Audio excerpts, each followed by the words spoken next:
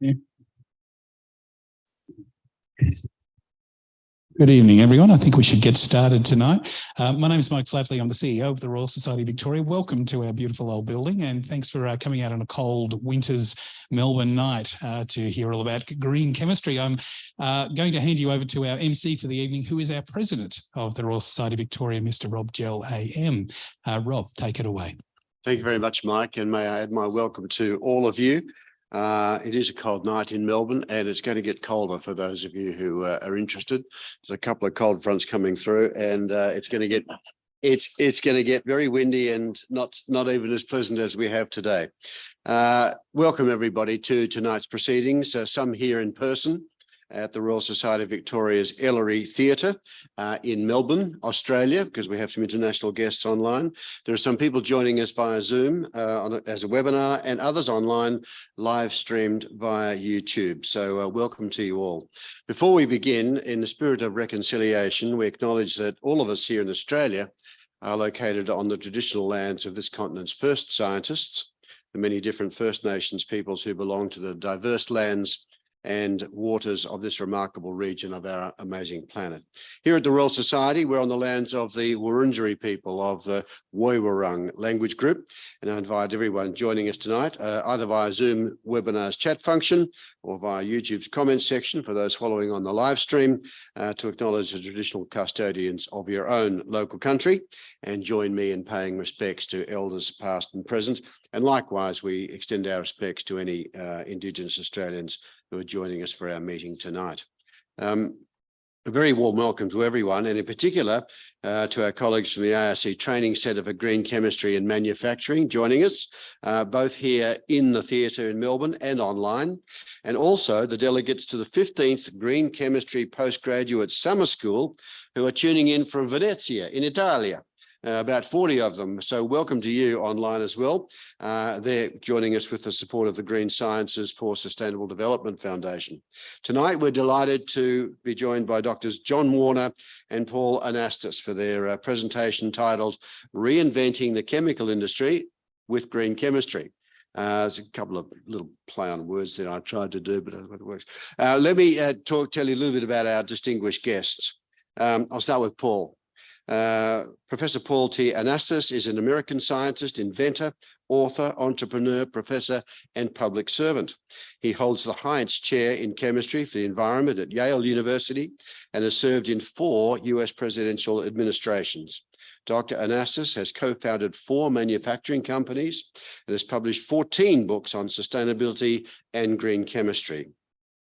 As the founding director of the Centre for Green Chemistry and Green Engineering since 2007, he's published over 200 research papers on green synthetic methodologies, earth-abundant catalyst development, green hydrogen, carbon utilization, molecular design for reduced hazard, and the integrated biorefinery. His most recent book, First Do No Harm, A Chemist's Guide to Molecular Design for Reduced Hazard, was published in May this year. Welcome to you, Paul.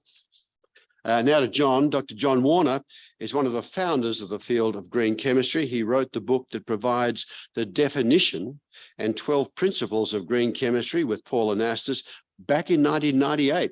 That's some time ago now.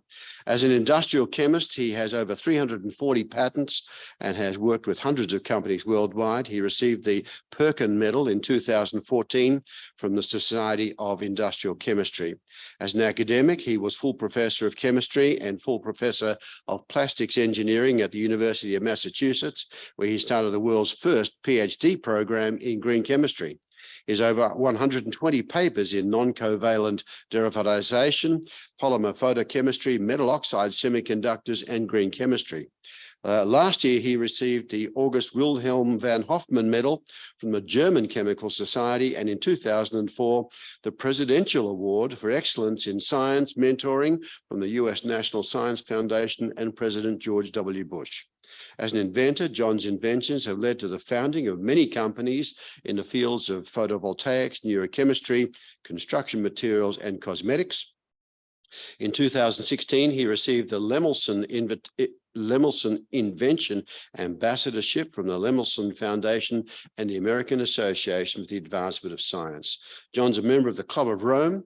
He's Distinguished Professor of Chemistry at Monash University here in Australia, Distinguished Professor of Chemistry at the, I'm going to guess, John, the Chulalongkorn University in Thailand, an honorary professor of chemistry at the Technical University of Berlin, where they have named the John Warner Center for Startups in Green Chemistry. Congratulations on that. Welcome, John. Would you both like to come up and just introduce, we'll have a few words with you.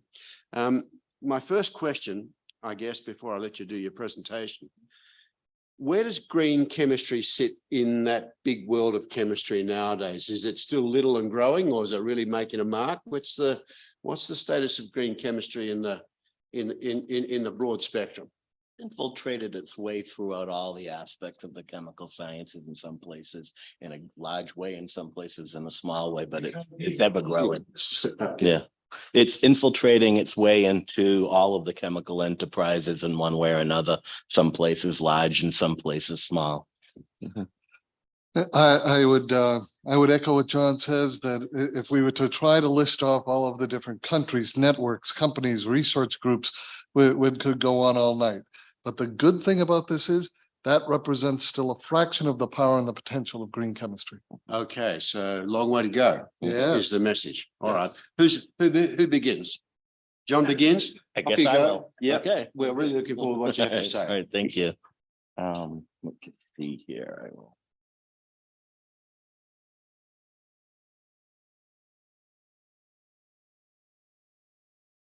Have I done everything correctly? This good? Yes. Okay. Well, thank you very much. It's my pleasure to be here in this amazing building and this amazing society. And obviously, neither Paul or I would be here without the work of Monash University and Professor Patti here, who is the first university in the Southern Hemisphere to sign what's called the Green Chemistry Commitment. And so both I speak for Paul and myself that we're honored to be able to support and help what's growing and becoming even more important here in Australia. I want to just quickly again, so as to give you a good framing, I've kind of been blessed to look at all the aspects and be inside all the aspects of the chemical enterprises. I started life as an industrial chemist at the Polaroid Corporation. Getting into materials and polymers and manufacturing processes. Then I did an academic stint for about 13 years in chemistry and plastics engineering.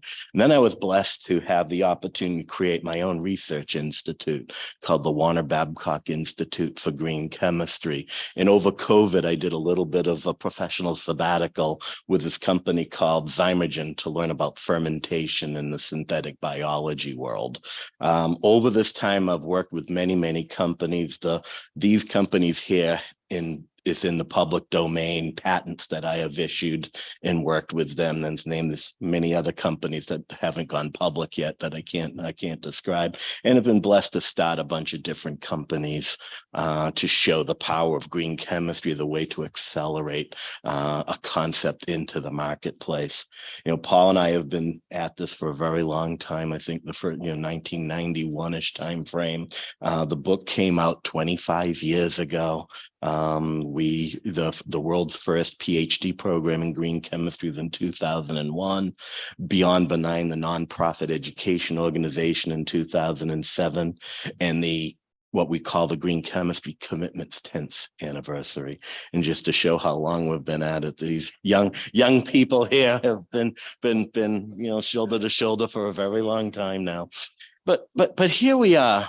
And there's so many approaches to sustainability. We hear about responsible care, safe and sustainable by design, resilient systems thinking, limits to growth, the UN SDGs, circular economy, biomimicry, ecology of commerce, cradle to cradle, planetary boundaries, and green chemistry. It's almost like there's so many different approaches. What makes me so sad right now, we're in such a polarized society. Every time someone says, oh, this is the right approach and this is the incorrect approach, or this one's better and this one's not, You know, the world is facing so many diverse problems, and we humans are such a diverse group of people. If someone wakes up in the morning and one of these approaches speaks to them, rather than explain to them why they should be doing something else, we should just kind of find a way to work better together and mutually support one another. And what that requires is us to take a step back and look at the materials economy and the materials ecology through a different lens. And so the way I like to describe it, we take natural resources and through extraction, we make molecules and ingredients.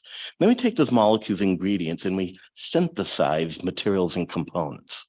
Then we take those materials and components and we manufacture products. And if we do a very good job, those products stay in use and reuse for a very long time. But inevitably, we have to turn those products back to materials and components through mechanical recycling, through what I call the assembly-disassembly system. And we have to take those materials and components and revert them back to molecules and ingredients through reprocessing, what I call the materials metabolism.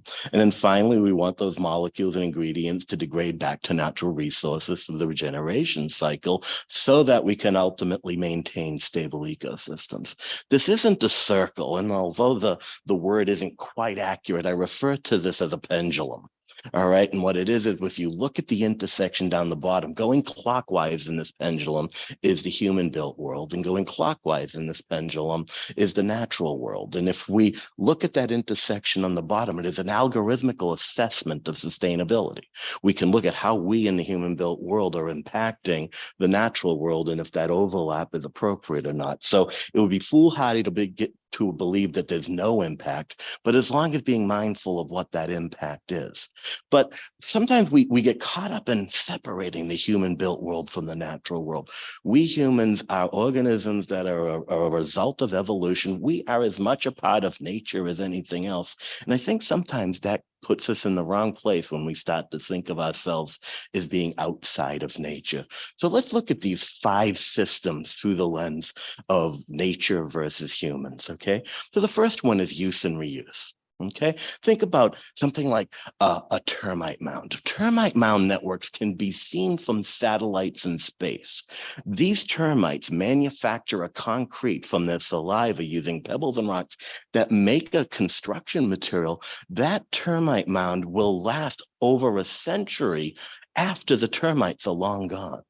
And so here a natural species creating a durable good that lasts for a very long time after they're done using it. Okay, then there are things like hornets' nests and bees' nests that are somewhat durable, but a little bit less. And then there are things like this hermit crab. The hermit crab, he goes into that shell. He didn't make the shell. He didn't manufacture it. He uses it until it gets too big. And then when he gets bigger, he leaves that, finds another one. And then when he gets bigger, he finds another one. And so the hermit crab isn't making that shell, but is using it over and over again.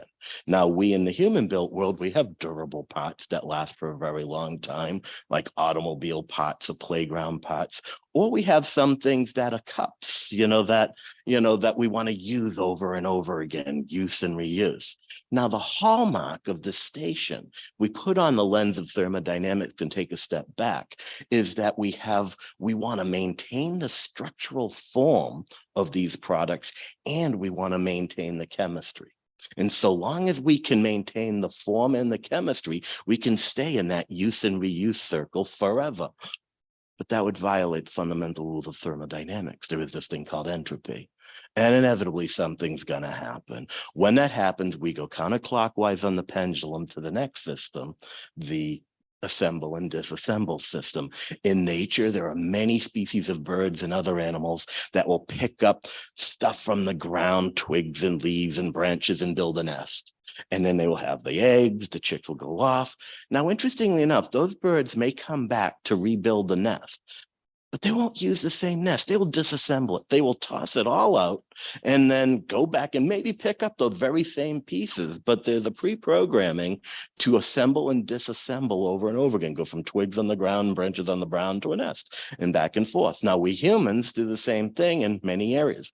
Plastics. Go into any emergency room in a hospital. Look at all the plastic parts that are in there. What do? We take those plastic parts and we break them down into pellets. Then we re-injection mold and we make new parts. Then we break them down and we make them into pellets. And the same thing in the paper industry. We may have sheets of paper that we grind up in pulp, and then we'll take that pulped paper and remake sheets.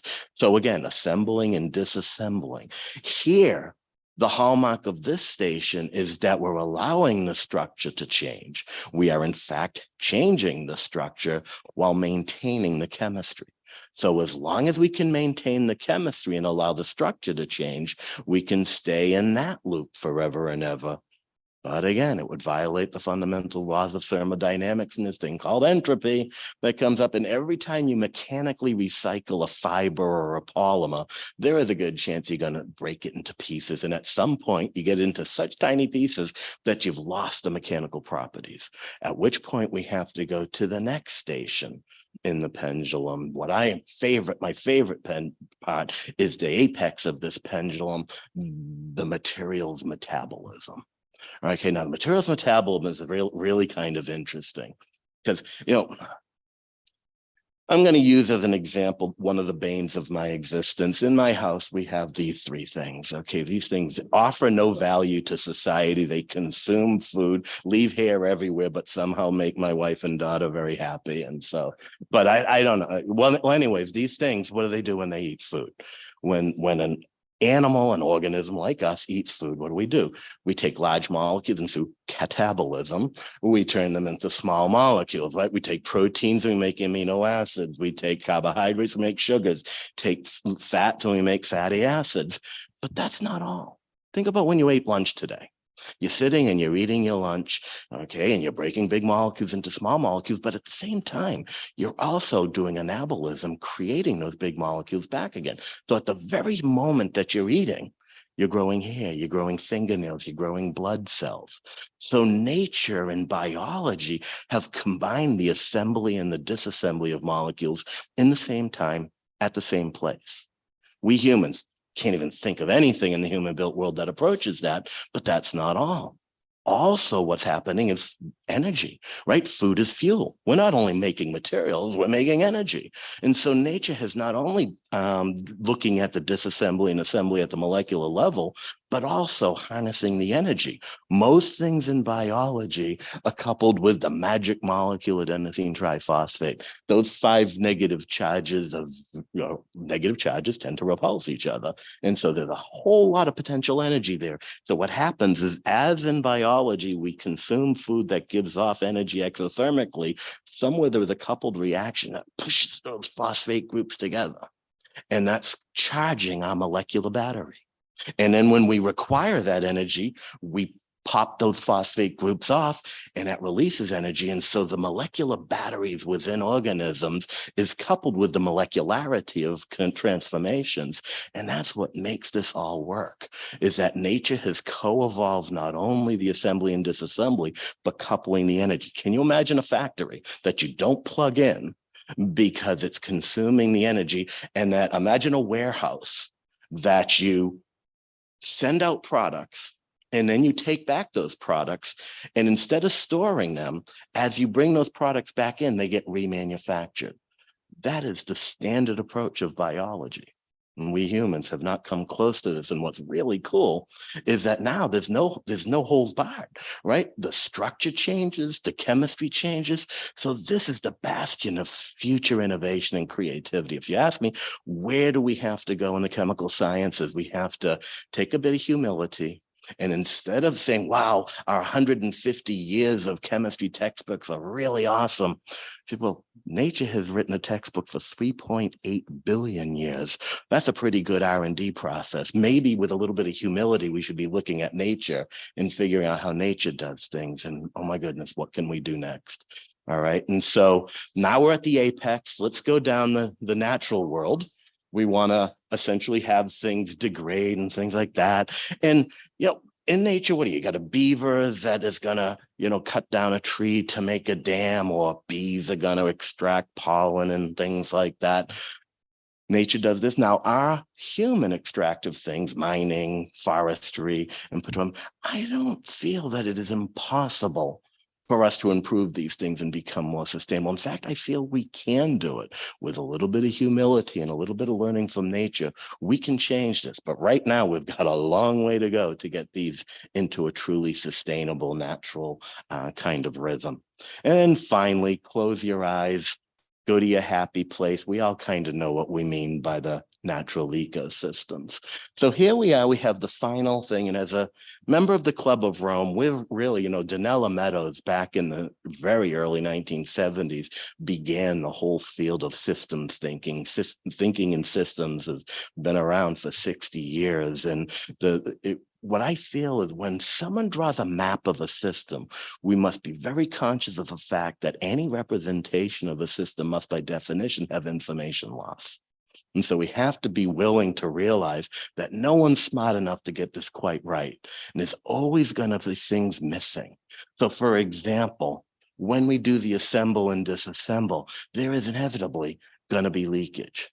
And when that leakage happens, it creates a porosity in this interface. And we lose a little bit of sustainability. When we do materials metabolism, there's going to be leakage, and there's more porosity in that interface with a loss of sustainability. When we do regeneration, there's going to be additional leakage and a little more loss of sustainability. So we got to realize that not always is it just things happening the way we plan, but inevitably there's going to be things that we don't plan.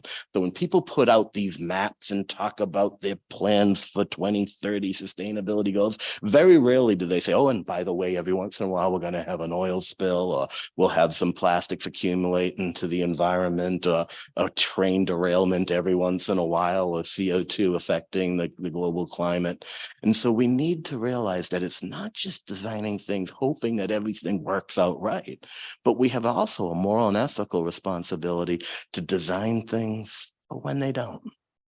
And so essentially, when we look at this here, what we say when the clockwise fashion, we want to invent technologies to help society adopt behavioral modifications. But that's not all. We also want to invent technologies that are intrinsically in harmony with nature. And so it's not one or the other. We really got to go hand in hand and figure out a way to do this as we go forward.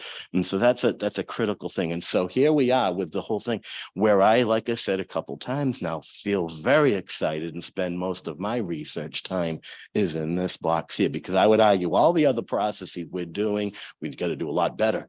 But we almost have nothing. All we have at the best here is pyrolysis of petroleum products. And there is so much that nature lives by that we haven't touched yet. So that is essentially where green chemistry fits into. Every one of those circles, every one of those cycles is where green chemistry is the utilization of a set of principles that reduce or eliminate the use or generation of hazardous substances and the design, manufacture, application of chemical products. And so the whole point here, that's not measuring, it's not remediating, it's not picking up, it's inventing the product to not have those problems in the first place. That's a singularly unique thing. And so the principles of green chemistry are not marketing bumper stickers. I don't expect people to say, hey, buy this product because it's consistent with 4 of the 12 principles. When I look at these principles, they speak to mechanistic chemistry. They speak to the person in the lab. He or she is pouring the beakers in the flask. We're talking about activation energy. We're talking about protecting groups, and it's deep, fundamental mechanistic chemistry. So one way to think about it is green chemistry is the molecular mechanisms of sustainability. Okay, and so essentially, but here's the problem. Imagine if tomorrow morning, every person in the world wakes up and says, you know, I'm only going to buy sustainable products. Every retailer said, we're only going to sell sustainable products. Every manufacturer says we're only going to make sustainable products. Okay, job done. Well, we got a problem. I would argue of all the products and processes in our society today, maybe 10% truly tick all the boxes. 90% there's either big problem, little problem, but there's some things we got to do better. If we look at the low-hanging fruit, the things that are existing in the supply chain that might help us, maybe there's another 10, 15%. But right now in 2023, I would argue 65, 70, maybe even 75% of the technologies haven't been invented yet. This isn't an epic battle of good and evil. This isn't Darth Vader in industry and environmentalist Luke Skywalker fighting some epic age-old battle. Yes, there's a little bit of that going on, but there's a certain more fundamental crisis here that it's not a crisis of desire. It's a crisis of ability. Do we have a workforce that understands how to invent technologies? Right now, you can get a PhD in chemistry at almost every global university and never have a class on how do you predict whether something is toxic. You can get a license to go invent for the world and never have any idea about the environmental mechanisms of degradation. So how can we ask people who have absolutely no training in this to solve these problems? And that's the point of green chemistry. It is that mechanistic science that adds to all the amazing other things that people do. But of course, therefore, the biggest barrier to this game is actually the invention. All right. And so how do we do this? And so again, I've been at this for a very long time. People say, oh, you know, John, we're in the real world. We have to worry about getting products to market. We don't have time for this green chemistry. Well, in the last 12 years, with about 20 people, filed over almost 350 patents. Okay, and I want to give you some examples of what does green chemistry look like as a product. So one example. One day I was thinking about insects. When a bug starts to get bigger, its exoskeleton, it sheds its exoskeleton, and for a moment, it's very vulnerable to the ecosystem. So very quickly, it has to turn hard and black. I said, ooh, there's something in nature that goes from white to black. People color their hair. I wonder. So I look up and it turns out it's a tyrosinase oxidative cascade. Now, I don't want to grind up dead bugs. That sounds nasty. So instead, I found these beans called velvet bean that has the same kind of biochemistry. So I take this, I come up with a catalyst, I come up with this package of materials to do it, buy a bunch of gray hair, and boom, it actually worked. It doesn't fade, it doesn't wash, it's all edible ingredients. But what's really interesting, it's not painting the hair. It's not coloring the hair, it's restoring the human pigment. I'm the grayest person, so I go, okay, hit me. And my hair goes back to the color it was 30 years ago. My friend with black hair, it goes to black hair. Someone with brown hair, it goes brown. The same bottle actually re-triggers the natural process to fill in the color that your hair would have been had it not gone gray. In the same way that you have a fingerprint, I realized we have a hair print. All right. And so this company, we founded this company back many years ago. And if you go online to myhairprint.com for $29.99, you can get this box. And if you act quickly, they'll throw in a knife. But this is an example of green chemistry bringing a product to market. Another example, this stuff here is brick dust. It's called copper ATSM.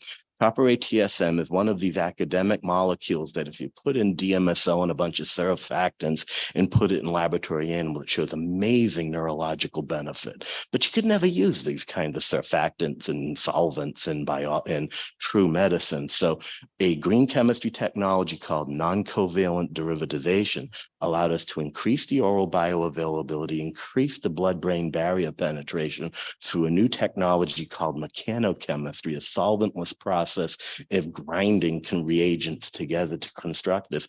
And what ended up happening, this worked so well that we started a company called Collaborative Medicinal Development in partnership with the University of Melbourne. We very quickly went through phase 1, phase 2, phase 3. We're in phase 3 clinical trials for it is one of the most promising ALS drugs going on. Still a long way to go, but this is really exciting and would not have been possible without applying the principles of green chemistry to the design of this thing. Next example I have is asphalt pavement. Okay, there are millions of miles of asphalt pavement in the world. The sun and the air oxidize the surface of the asphalt, making it brittle and hard. So we replace most of the asphalt, about 10% every year gets repaved. But what happens is that brittle stuff that we dig up, it's kind of useless. It's too hard, it's too brittle. So it either goes into a landfill, maybe we use it as an understructure or something. I said, why can't we invent a catalyst that enables us to just recover that oxidized stuff? And so back in 2013, if I'm going to put stuff in my head, I'm going to dig up my own driveway. Dug up my own driveway, got a bunch of workers. It was a very cold day. I used all recycled material, and it worked. It worked really, really well. It actually outperforms industry standard asphalt. So started a company called Collaborative Aggregates and created a product called Delta S and Delta Mist, and this has been on the market now. 37 states in the United States have approved it on government paving jobs. So this is a use of the principles of green chemistry. My last example, I love Escher, NC Escher, and these graphics. You look at this thing here, there's the birds in the sky and the fish in the bottom, but it's an optical illusion. When do the birds stop being birds? When do the fish stop being fish? There's a lot of boundaries in nature that are fuzzy like this and not discrete. And so I realized that the electron transfer in a mitochondria matrix is very fuzzy with a bunch of little jumps. So I said, oh, I wonder if I could synthesize a semiconductor and make the semiconductor kind of optical illusion turn into a chromophore and have the chromophore kind of fuzzily turn into an electrolyte. Could I make a photovoltaic system? So I made a bunch of photovoltaic. It turns out it is the most efficient photovoltaic system kind of in history. And so very quickly started a company called Ambient Photonics. And just recently, about 6 months ago, Amazon invested nearly $50 million, and we're in manufacturing in California for a low light. This isn't for outdoor use, but any fire detector, smoke detector, any indoor product that requires oftentimes changing a battery, this constantly charges the battery instead. So for all these indoor uses. So these are 4 examples of green chemistry in the real world, and there are many, many more examples. But the last thing I want to leave you with is the big thing that worries me right now and keeps me awake at night is we still got a long way to go. And most universities still aren't teaching how do you anticipate negative impacts on human health and the environment when you invent stuff. The definition of green chemistry. And so Dr. Amy Cannon, my wife, and I back in 2007 started a nonprofit university organization, and we asked chemistry departments at universities to sign a commitment that they will bring the principles of green chemistry into the required curriculum, not as an elective, but to change the fundamental concept of what it means to be a chemist, to be a material scientist. I'm proud to say that over 120 universities worldwide have signed this commitment. And again, Monash is the first university in the Southern Hemisphere to do this. This is where change is going to happen. It's not going to happen by wishing and dreaming and hoping. We need people who have the fundamental skills. We need to teach those fundamental skills. And I'm super optimistic because it is happening. We've spent time here in Australia and Cairns and Brisbane and Melbourne. The next generation refuses to do it any other way. We just got to put together the willpower to give them the tools and just watch amazing happen. Thank you.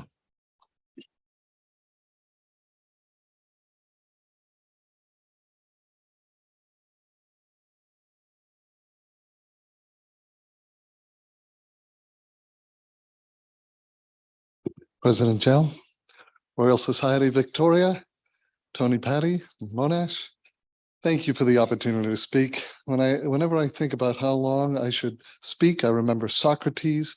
He could go on and wax philosophic for hours and days, and they killed him. So I'm going to be brief. I'll keep it brief, but I will note that one of the things that we need to recognize is that the old saying is that if you do what you always do, you're going to get what you always got. So we're facing a whole lot of challenges in a world where,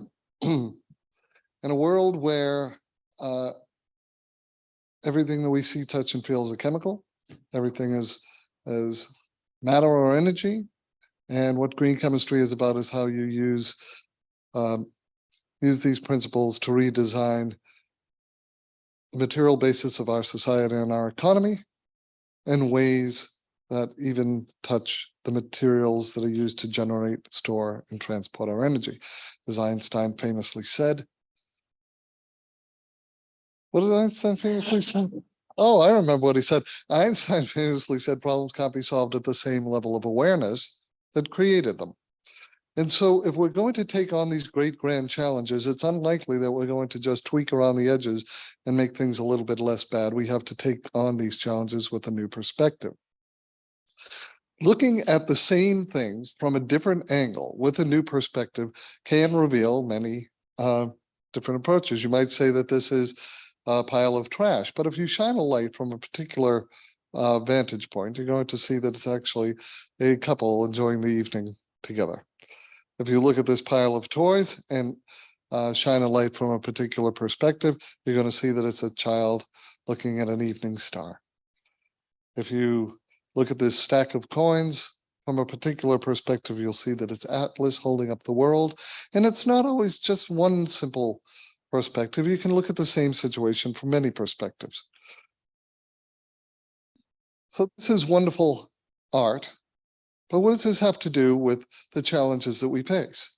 The challenges that we face are complex, often egregious. When we look at abject poverty and despair, if you look at it from a different perspective, as was done, let's call it 10 or 15 years ago or more, it can be looked at as a trade advantage due to low labor costs, which raised well over 1 billion people out of abject poverty.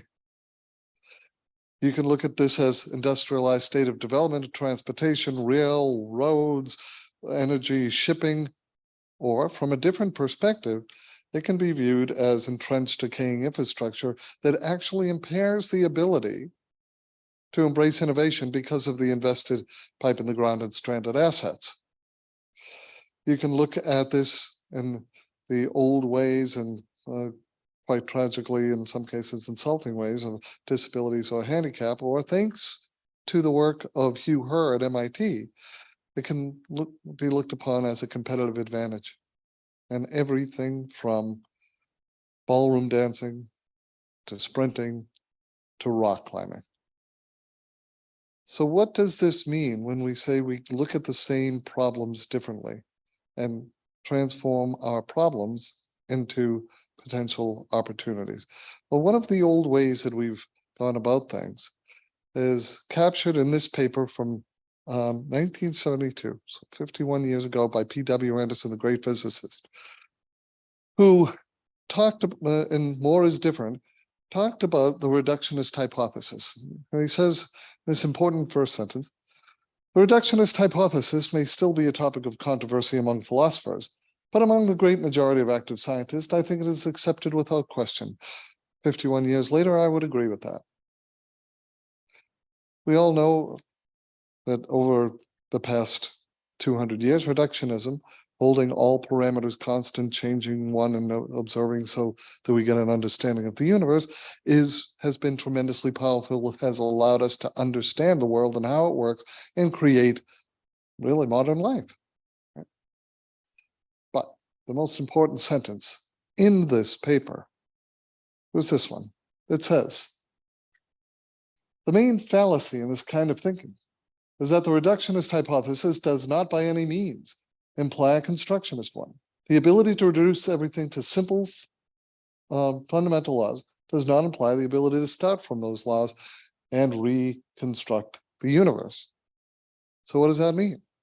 It means that our ways of understanding, of analyzing, of breaking apart our complex problems in order to create a model of reality is not reality itself. And what that results in, tragically, is unintended consequences. Because while we can have so many wonderful inventions, accomplishments, breakthroughs, and everything from energy to medicine to materials, et cetera, it's that construct that is contributing, not alone, but contributing to many of our unintended consequences and sustainability challenges.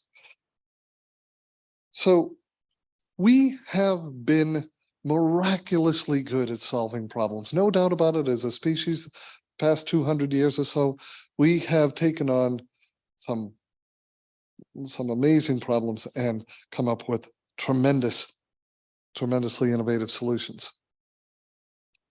There's only one problem. with this. We're terribly bad at defining problems well.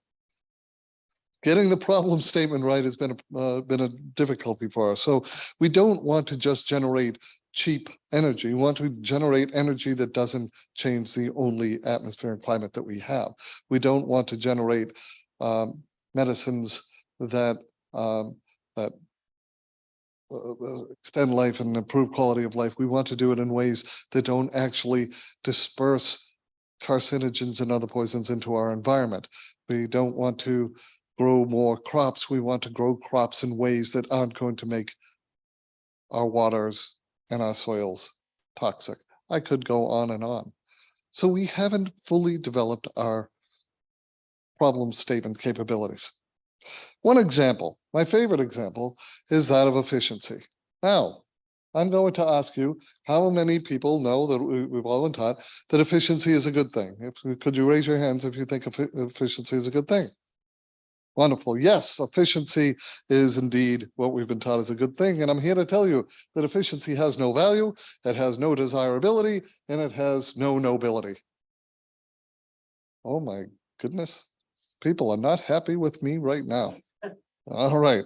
So you want me to prove it to you, right? Okay, that's fair. That is fair. Okay, so would you want a very efficient criminal, very efficient robber? Anybody? No, nobody. Okay.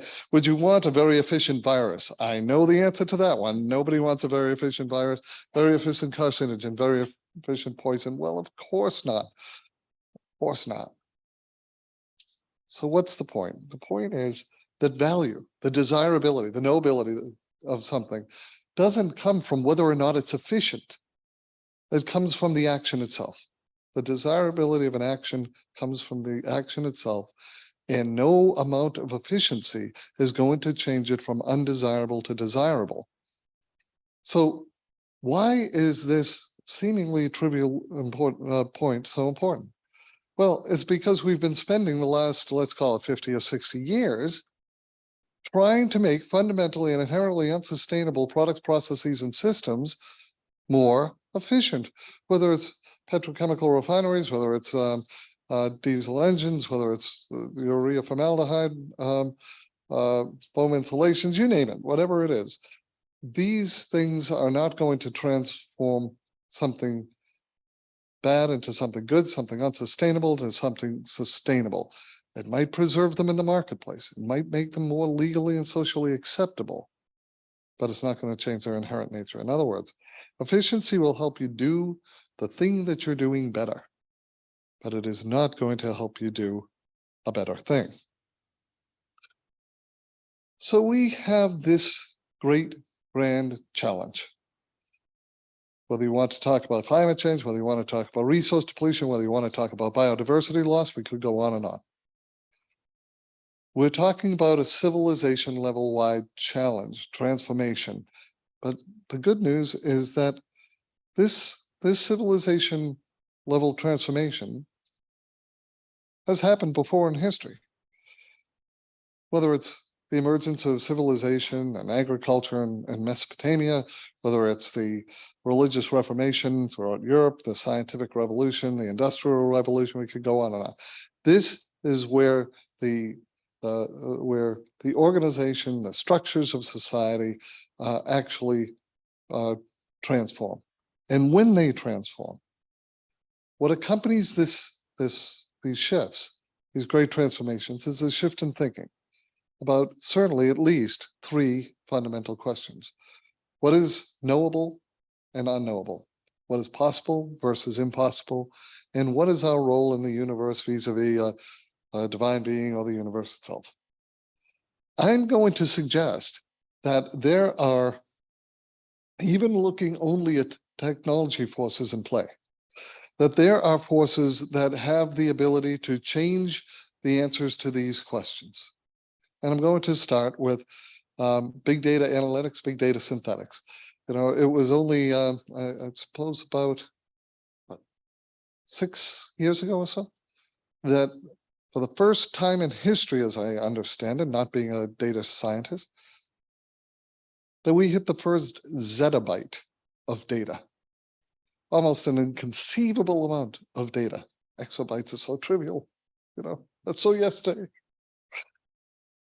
And at the time, Cisco Systems, the giant conglomerate Cisco Systems said, it might have taken us over 40 years to hit the first zettabyte, but we're predicting it's not going to take another 40 years to get to 2.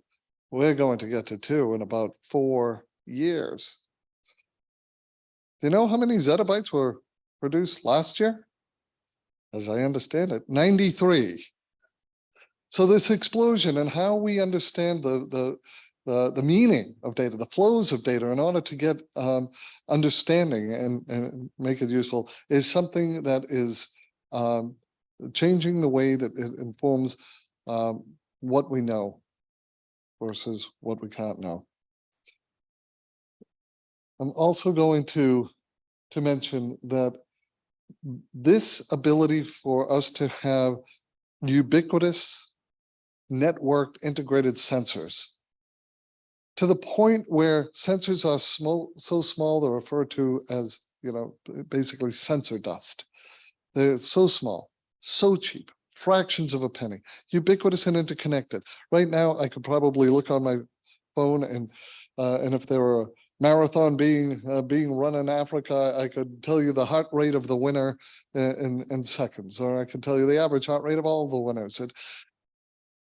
Again, it informs what's possible and impossible, knowable versus unknowable. 3D printing is no longer about little trinkets and gadgets and missing chess pieces and missing buttons. Now it's about printing a functioning heart, a functioning lung. If that's not big enough for you, you can build entire houses and buildings from 3D printing. It changes what we think is possible and impossible. And of course, synthetic biology. If we walk down the street of Melbourne and we ask people, is it possible to generate new forms of life? The vast majority of people, I think, still today will say no. I said, well, have we formed new life forms? I'll say no, but of course we have. Craig Venter and the Venter Institute has done this over a decade ago, and there's many different with a minimal viable genome. And of course, even I guess about 2 weeks ago now, we have a proto-embryo, not starting from a sperm and an egg, but rather from a stem cell. So this idea of what's possible and impossible, and yes, our role in the universe, of course, we have to mention generative artificial intelligence, which I won't talk too much about because it's all anybody's talking about these days. So when we start, I'm just going to suggest that any one of these trends could change the way that we answer those questions, those 3 questions. And in combination, I would guess that none of us would venture how it can change the way that we answer those questions in synergy. So in other words, great transformations come when we have a new perspective and that new level of awareness that Albert Einstein talked about. So what does this enable? As we take on the sustainability challenges, as we say we have to design with a new perspective, rethink the way we create the material basis of our civilization. Well, part of this is thinking in terms of systems. When I was talking about reductionism, one in their right mind, I don't think, would throw out the power of reductionism. But it does need to be coupled with reductive integrative systems thinking. In other words, the kind of thinking that we do in our daily lives. We can't put aside the brilliance of, as John said, 3.8 billion years or however long we've been walking upright. We have to couple this soft, fuzzy intuition stuff and systems thinking approaches with our reductionism and everything from, yes, our design, understanding ethnography, understanding ecosystems in order to not have the unintended consequences, because our reductionist model is only a model until we understand that everything is interconnected to everything else. I do believe that photons and electrons are the future rather than our reliance on chlorine, phosgene, cyanide. So there's reasons why when you look out at nature, there aren't giant clouds of chlorine and phosgene. There aren't giant lakes of cyanide in the solutions. It's because nature imparts reactivity and transformation at the time and the place that it wants it, starting from very unreactive and non-toxic starting materials. It does it far more elegantly and at a scale that we can only imagine. We know that we need to move from our static, durable, long-lasting goals that we put on our materials and our molecules into things that are dynamic, adaptable, changeable systems. Somebody asks you, what color is your car? You say, what color would you like it to be? If you're going to use a solvent, you say, is it polar, is it non-polar? What do you need it to be? Same with catalysts, same with all of our materials. Things that are responsive, things that are dynamic, things that are obedient upon command. And this, of course, extends to how we design for degradation and disassembly. We can talk about a circular economy where, as John outlined, we want to make sure that these things go together and come apart when we want them, but we're only going to be able to do that if we design them to do that. Designing for disassembly, self-healing, circularity is not part of our traditional framework, but it must be part of the future. Certainly our feedstocks need to go from finite and depleting to renewable and restorative. Have to be plentiful, and yes, we have to consider waste as part of our feedstock. Everybody knows that there is no waste in nature. Anytime a waste is generated, an organism evolves to use it as a food. That is the model that we need to go through. Now, I want to tell you one quick story, very quick story, and that is that any professor's best days is when a student walks through their door, is particularly sharp and brilliant and creative and energetic, and says, I'd love to work for you. That happened to me with Patrick Foley. Dr. Patrick Foley and I worked together on a number of new biomaterials, bioingredients, breaking down lignin into ingredients. And that, by using the 12 principles of green chemistry, is transformed into P2 science. It is now having bio-based ingredients, getting luxury from the products of the forest and the field. And this is in most of the formulated ingredients, the cleaners, the cosmetics, the personal care products that you slather on your body every day. This is what designing for inherent health means. Now, let's talk about transforming waste into products. Of course, I hope that one of the greatest accomplishments that we ever have is going to be that we turn the greatest problem, CO2, into our greatest opportunity by turning it into things like building materials here, concrete here. We actually transformed CO2 into a luxury vodka that's carbon negative. And why do we do that? To address climate change? No, to capture people's imaginations. Because if you can imagine that you can turn it into a luxury vodka, CO2, you can imagine that you can turn it into anything. So the second time, another time that a student walked into my office was Dr. Stafford Sheehan. Staff Sheehan is the one that worked on our CO2 utilization, turning CO2 into all kinds of things. And yes, he is the chief technical officer and co-founder of the air company that was launched, and I'm proud to be a part of.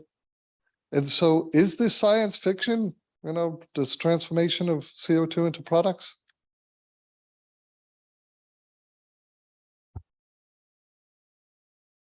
Time to take off. To take off the limitations of how fuel is made. To take fossil fuels off the table. And take on the responsibility of sustainable innovation. It's time for a new take on takeoff. Introducing a jet fuel made from the very air we travel through. We're using carbon technology to take CO2 from the atmosphere and transform it into sustainable aviation fuel, turning our planet's most abundant pollutant into a never-ending resource. The path to a cleaner future is in the air. Time to take off. This is reality. When you put this fuel into a US Air Force jet and you see that rolling down the runway for takeoff, that is a nerve-wracking time. And I can tell you, when you see it streaking through the sky, that is exhilarating. So the US Air Force, NASA, Virgin Atlantic and JetBlue Airlines have offtake contracts, and the largest plant is being built by Niagara Falls to take advantage of that renewable energy to make carbon neutral, sustainable aviation fuels. Now, there's 30 years ago would be a reasonable question. Can we make our products and processes sustainable? The answer to that it's been asked and answered. The answer is we can, because we have. Now the question is, will we? Will we do it at scale? Will we do it with the urgency that's necessary in order to meet these? And to do that, it's going to take brilliant science and technology, but it's also going to take much more. Periodic table of the elements is something we all know, but there are many aspects, many elements that are going to be required. And those are going to go far beyond just science and technology. The metaphorical periodic table of these elements not only includes the science and technology to get to these humanitarian goals of sustainable food, water, shelter, but it's also going to need these enabling system conditions, everything from economic investment, new research programs, new metrics, new ways of teaching, chemical footprint, new metrics, in order to meet these noble goals of zero waste and life compatible products and processes. This is what chemists and engineers do. This is what everybody should do, because we're going to need all of these aspects to get where we want to go. I want to say thank you for your attention, and as a small gift for the invitation, this has been turned into a book. If you want to click, you can get this book in a free ebook. And the reason that I'm the most optimistic person in just about any room that I'm in is because I fully believe this quote from Mahatma Gandhi, that the difference between what we do and what we are capable of doing would more than suffice to solve most of the world's problems. It's been an honor. Thank you.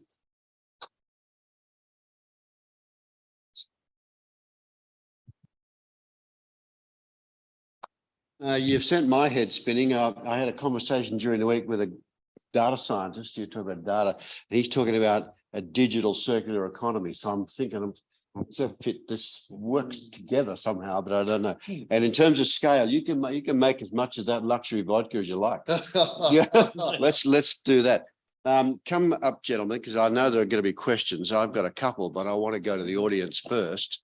And I know we'll have questions from online, which we'll have as well.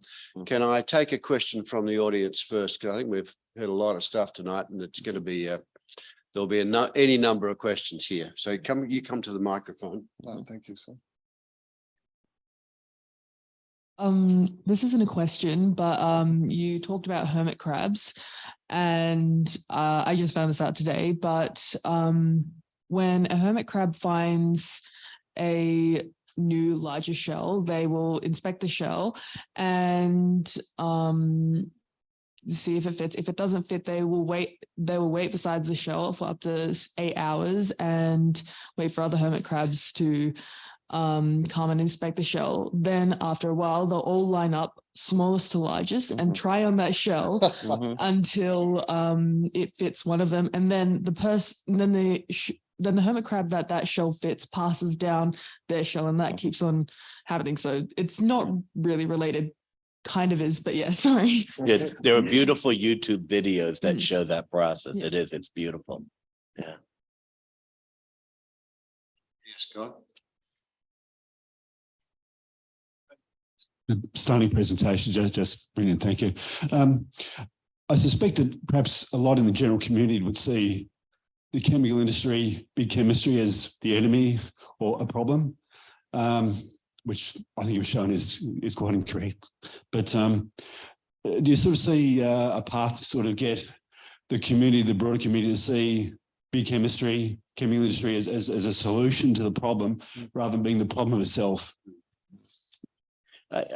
Yes, there are horrible stories in the past, and some of the vilification of some companies is well justified, but to broadly paint the entire science of chemistry that's just not cool. But yeah, companies have to pull their weight and recognize that there is a broader view to what the future really needs to be. Yeah, I just say it's not chemistry that's the problem. Stubbornness is the problem. Status quo is the problem. Clinging to our old ways of doing things is the problem. We need to be genuinely innovative, genuinely curious. Thomas Jefferson said, "I should wear still the coat I wore as a young boy than to suffer under the current regime of yesterday." So we need to evolve. Some dinosaurs will evolve, some will go extinct. How specifically would you change the atmospheric carbon dioxide into jet fuel or any hydrocarbon? Sure. So there's a variety of ways that can capture it. Capture it at the smokestack is the best way, rather than trying to suck it out of the atmosphere, which is a battle against entropy.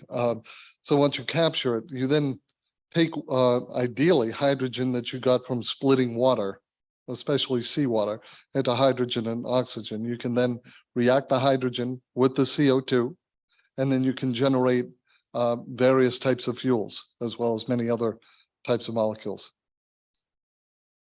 I first heard that 15 years ago for a group in Israel, and they were starting to do that. I don't know whether you know those guys, but I'm delighted to hear that it's really moved forward. The Weizmann Institute, is that right? Yeah,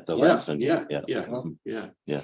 And again, that's a space where there's a lot to learn from nature, because the best CO2 utilization device in the world is a tree. Yes. Proven technology. At scale. On that for a tree, we've spoke about this many times in the past. When you look at Australia and trees and our propensity at the moment for fire, same in Europe, same in North America, we get by pretty well here because we grow so quickly because our growing seasons. A lot of these products you're showing us now are from trees or from lignite. The mills use that lignite for fuel. Mm-hmm. The mills are then talking about using rubbish, the household consumer waste, to feed their mills, to feed the energy of those mills. And we go around that circle. Do we lose a lot of the potential recycling, sustainability, because we're burning that? And around the world, certainly in Europe, they're importing rubbish into Sweden now to burn those, keep those fuels going. So you look at packaging per se and how we are on packaging and how we try and do packaging. And each time we get to a point, 2007, the global financial crisis died again. Just before COVID, everything was going, just before the Ukraine war. All the materials that we were looking at, the unloved materials, the materials that you could get cheap or cheaper, or they were thrown away and reused, suddenly became popular again. Mm-hmm. And all of a sudden the prices went up and all the green chemistry went out of the window. All that information, all of that availability went out the window again. And it happens every 10 years. Yeah. You get to a point and all of a sudden you lose it. It's an interesting point. And hopefully I'm not too controversial here in my response, is that, we in chemistry tend to glorify the petroleum products. We say, look at the drugs that was made in the textiles and the magic, and oh my God, it's so cost effective and inexpensive and all these other things that we got to realize that for the last 80 years, the petroleum industry has been by far the most heavily subsidized from government organizations on the planet. If you were to take any material and put in the trillions of dollars that have gone into the subsidies of the R&D of the petroleum industry, any other material would be doing exactly the same thing today. And so we make a mistake of thinking there's something magic about the material when it was actually there's something magic about why governments decided to subsidize since the the early 1930s and 40s, give this massive R&D benefit. So the thing is, I look at that not as, obviously we can complain and have a lot of sadness about it, but it's also optimism. That means with the will and with trying to focus on this, it's been done before. We could do it again, but this time with a more sustainable material. And so that's my first reaction. I guess the only thing I'd add is that when we're talking about these market forces, these economic frameworks that have allowed this unsustainable trajectory to happen, I'm not the first one to note that markets are a miraculous tool, a terrible master, and an even worse religion. Markets and economic frameworks have no place in the sacred and the priceless or the evil and the abhorrent. They're fine at trading goods and services, but we need to relegate these economic frameworks to their appropriate place and nowhere else. I'm going to go back and look at the video and write that down. Thank you. I'd very much like to thank you for the most enjoyable presentations.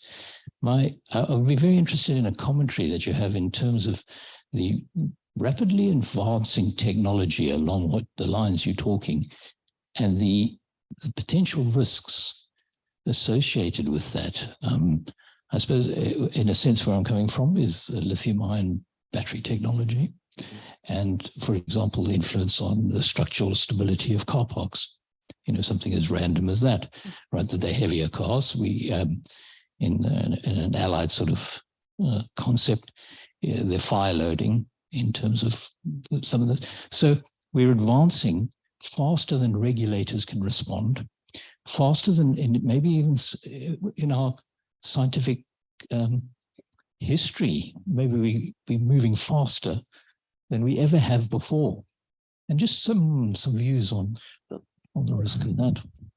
It's a very important point. And again, I obviously get a little bit of a bias here. This is illustrating the importance of green chemistry, so profoundly. If I were to hold a vessel of some material in front of everybody, and I could take 14-year-old children, CEOs of companies, PhD chemists, or any group of people, say, let's describe this stuff. What is it? And someone's going to say solid, liquid, gas. Someone's going to say it boils at a certain temperature, freezes, it has the color, the viscosity, has the conductivity. And we would rattle off all of these things and fill out a list of the description. But ironically, right now here in 2023, I would bet most groups would not talk about its toxicity, wouldn't talk about its impact on the environment. For some reason, we in chemistry and material science have given that to somebody else to think about. And so when we rush to do things, we want it to be a certain color, or want it to be a certain whatever the chemical and materials properties. But if that design includes the toxicity and the impact on the environment, then as long as we have that as part of the consideration, by all means, go as fast as you can. But if we're getting that speed by leaving behind those considerations, then we're in trouble. And how can we ask a chemist who has never had a class in predictive toxicology or understanding the impacts on on the environment to include something that we're monkeys typing Shakespeare? Okay, we need to change the way our relationship with the field of chemistry. And then we can start doing as fast as we want, as long as we consider everything that's important, not just the things that are conveniently important. If I could just add, there's a reason why my new book is called First Do No Harm. It's because at the heart of green chemistry is you have to have an understanding of the hazard and the hazard potential. We make decisions based on risk analysis, risk assessment. Risk works perfectly well right up until it doesn't. And when it doesn't, the results are usually catastrophic. So instead of doing risk assessment, that's different from sustainable design, where you understand the inherent nature and the inherent potential to cause harm. Mike, do you have any questions from online? Comments. Okay. Good ones, no doubt. Are there any other questions? Yes, from here. Scott's question here.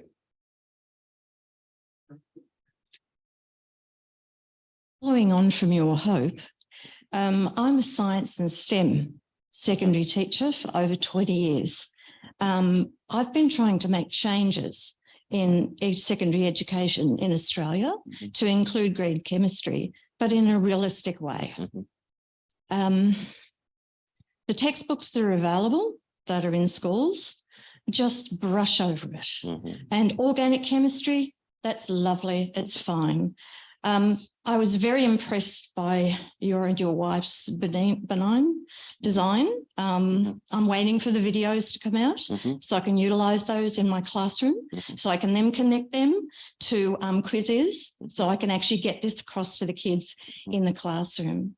The reason I'm here tonight is because I want this to happen before they hit the universities. I want STEM and science to be realistic. Yes. So you can hear in my voice. Yeah. It's a really big thing. And when I teach the kids, and I'm in a 2,000 children's secondary school, and they love it. They go crazy over green chemistry when I teach it there. And I've got 6 teachers now who I've got on board. But how do we get that connection to come up from what I consider to be the grassroots? Because my biggest advocates are not my wonderful kids who go to great universities like Monash to teach STEM. They're the ones in my classrooms. And it's the year 7s who've been taught science, basic science in a primary school, who come through. And then I have the unique opportunity to be able to open their eyes to things like the toxicity in cosmetic chemistry. And we've got a discussion going on at the moment about parabens. Why are parabens banned in Europe and we won't even discuss them in the media in Australia?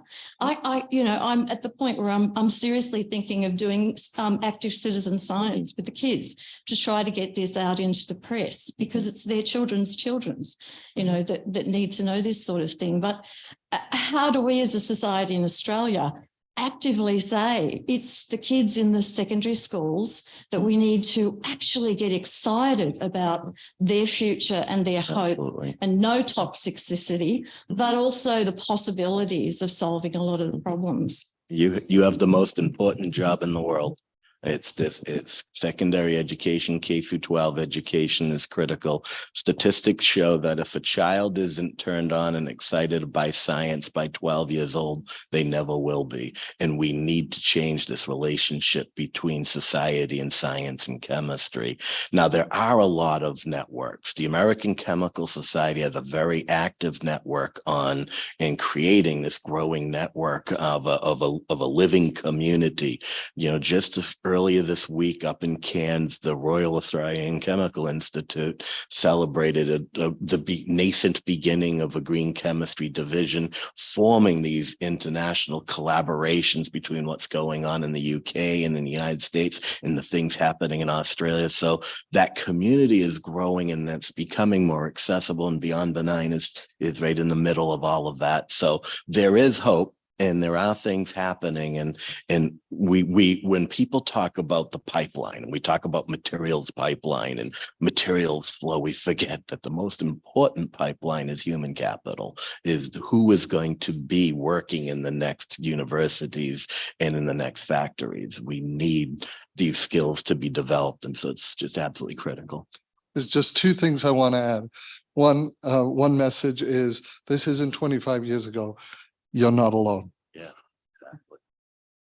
Huge community. The second thing, I have to quote the great John Warner, who said, maybe it's not about the way we make molecules. Or maybe it's not just about the way we make molecules. Maybe it's about the way we make chemists. Okay. So can I ask you also, either talk to me or the man with the microphone, who's the editor of our Science Victoria magazine that the Society produces. Would you write me a letter to president@rsv.org about that dilemma? It's exactly the thing that the Royal Society of Victoria now needs to do, is to promote those arguments and bring them forward. We're doing our level best now to move into that space where we become a point where those problems can be vocalized. We need to take science out to the community to understand your dilemma in the classroom. It's really important. It's quite fun because my principal. Yes. Mhm. We want partners here doing that. We want to be the vehicle to help you Mhm. deal with that issue. I've got a question for you both. Thank you both for a wonderful presentation. I guess the first question is, John, do you remember saying that? What's been attributed to you just then? It's on YouTube. More importantly, though, I think, are there lessons that you have picked up from your successes in the US and getting some of these things actually rolling that you think could work here in Australia? As someone else has commented, we're seeing successes in or even regulations implemented in Europe that aren't taken on board here. So I'm wondering, things that you've been involved with in interacting with different levels of the government, of the public service, with the people, with companies in America that you think might be applicable here in Australia? It's not just in the US, it's everywhere. And again, I get teary here, so I'm going to have to, there are so many amazing people everywhere in the world where something happens. It happens because 1, 2, or 3 people just decided to make it happen. And they say, this is wrong, what's happening, and we're going to make it right. And that force of people just getting together and growing, whether it's in one country or another country, everywhere it is, it's because a handful of people just say, let's make this right. And so this will happen. And like I said, I've just in the last week, there are pockets all over the place of amazing happening here in Australia. It's just, we need to find ways to nurture these pockets, to reinforce them, and find ways to collaborate so that people aren't reinventing the wheels. And it's all there. It's how can we help pull it up? Yeah. And I'll just say very quickly that a lot of this is about the power of persuasion and communication. We need to speak the language of the tribe we're talking to. When we look at green chemistry, is it good for the environment? Sure. Is it good for economic development? Sure. Increases innovation and profitability? Sure. Public health? Yes. But all of those messages aren't going to hit equally with various audiences. Moral and ethical imperative? Yes. So you need to focus on the things that your audience can hear. And focus on those benefits.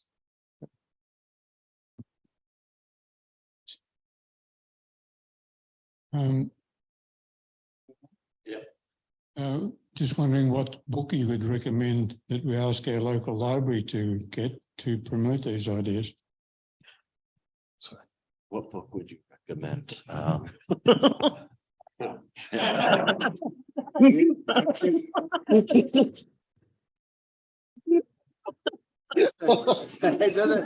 You're allowed to do that here.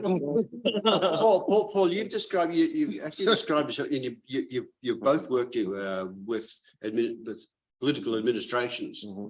There seems to be, I mean, that's another nut we have to crack as well, right? We've got to change some paradigms about how our government, your government, responds to the sort of things you're talking about. Yeah. What's your experience as a public administrator or a public servant in that space? Yeah, so one cannot underestimate the power of the status quo to stop progress from happening, and there are techniques to make things happen, because it's usually that there's various threads. So if you are getting stopped by people saying, oh, this is not able to be profitable, then you have to show actually these new companies. So one of the things that we did years ago, John mentioned, we established the Presidential Green Chemistry Challenge Award under President Clinton.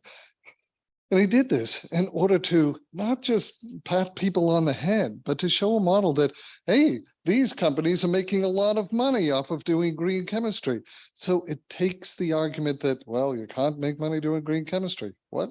You're making a lot of money doing green chemistry.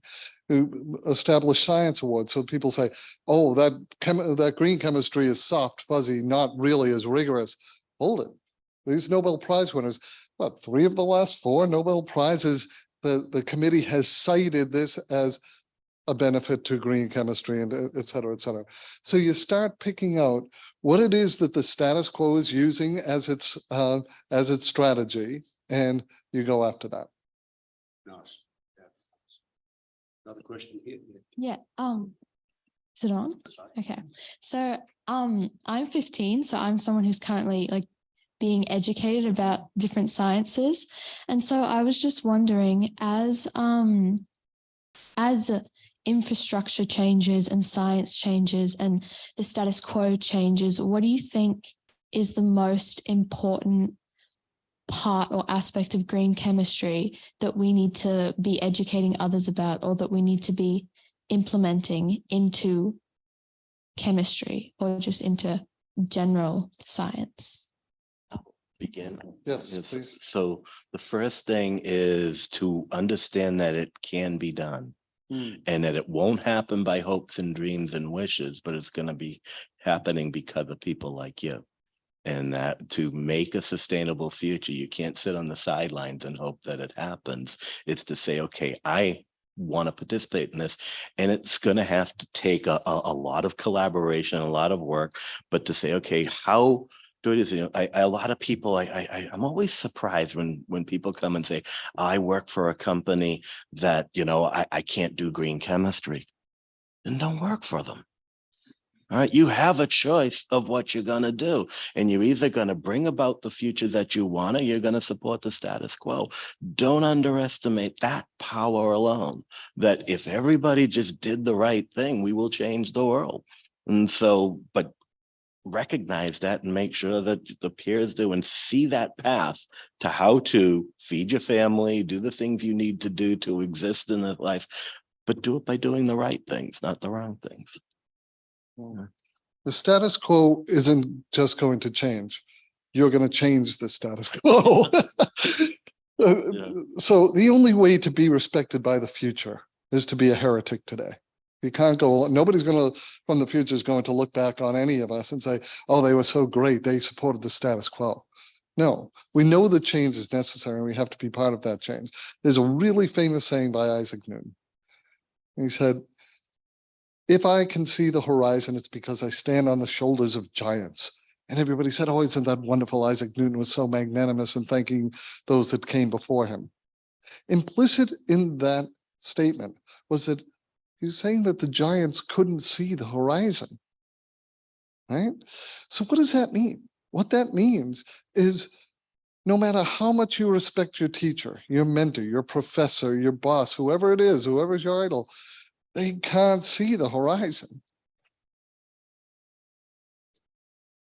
You can. I'm going to take that as a perfect spot just to wind up. These guys have done an enormous job. Don't go away. I was looking forward to tonight, and I've immensely enjoyed it. It's gone way beyond. You've made my head spin, as I said. I'm going to invite Tony Paddy now to come up and offer a vote of thanks. Thank you for being with us. Oh, thank you. Thank you. Thank you, Tony. Thank you, Tom. Thank you. Thank you, Rob. And I think everyone will agree. We've heard a holistic and complementary message from both John and Paul tonight. John, who's given us the insights into sustainability through the pendulum of cycles around molecules, materials and products, learning from nature, and how green chemistry really fits into all this and how we can achieve true sustainability through green chemistry, and the need for invention, how so much hasn't been invented, a challenge for all of us, particularly our younger people coming through today who will be the leaders in the future. And from Paul, the importance of looking at things in a new perspective, warned us about the unintended consequences of things that we've been doing, stating our problems clearly. Sometimes, as Paul said, the problem is incorrectly stated. Told us about efficiency, the limitations of our actions, and alerted us to the need to look at the value of the action, the need to do a better thing. Forces of transformation we heard about tonight. And importantly, the need for dynamic design, again, where green chemistry is going to help us achieve this. We really thank John and Paul for this book. It really started 25 years ago, and it's growing and growing and growing through an international movement. And I think that's fantastic. I'm really proud that Monash and other universities in Australia are picking up the gauntlet, particularly through our training centre. I'd like to thank the Royal Society of Victoria for helping have this public lecture tonight. And I hope everyone can join with me in thanking John for what you've heard tonight, and Paul. Thank you.